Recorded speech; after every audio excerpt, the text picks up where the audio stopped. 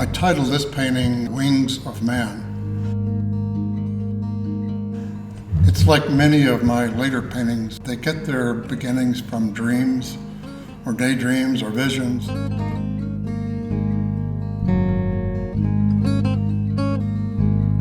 I've come to believe that there is a very fine line between dreams and nightmares. And since I can't remember what the subject was of the dreams, I keep a sketchbook handy beside my bed. So as soon as I wake up after having a dream, I stop and make a few notes. Otherwise, I totally forget.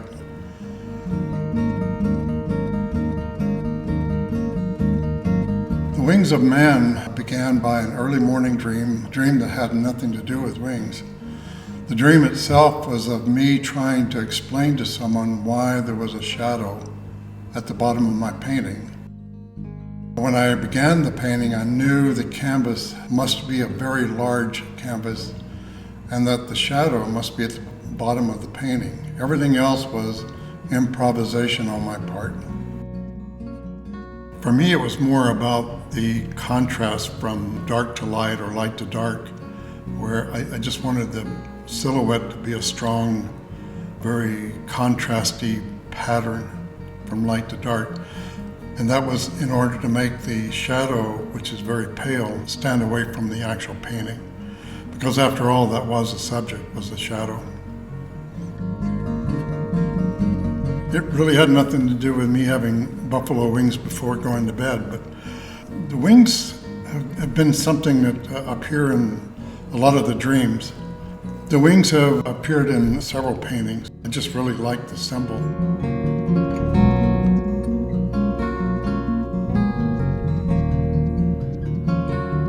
As it turns out, I had gone for a long walk and it was just before dark, and in the middle of the road was a dead nighthawk.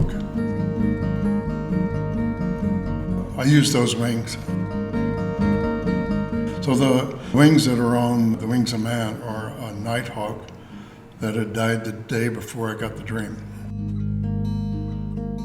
The brave I selected is holding a peace pipe, or a pipe of peace, but holding it in such a way as to suggest he is about to tip the pipe over and spill the tobacco, a gesture that would be very warlike. The very pale smoke that comes from the pipe itself is formed into a question mark. Difficult to see, but if you look at it, you'll see the question mark.